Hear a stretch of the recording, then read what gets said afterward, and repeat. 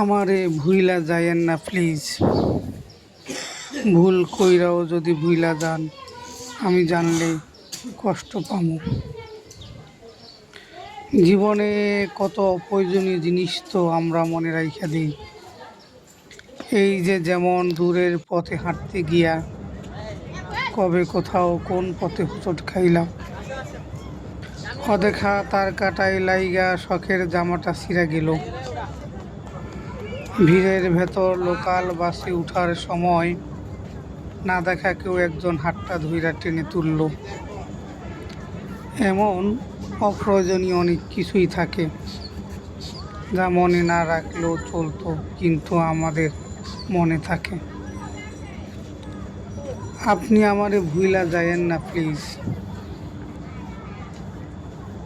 মনের এক কোণায় রাইখা দিয়েন, ফুল হয়ে যাওয়া ফোনের স্টোরেজের মতো। যদি কখনো মনের মেমোরি পূর্ণ হইয়া যায়, যদি স্টোরেজের প্রয়োজনে কোনো কিছু ডিলিট করা লাগে,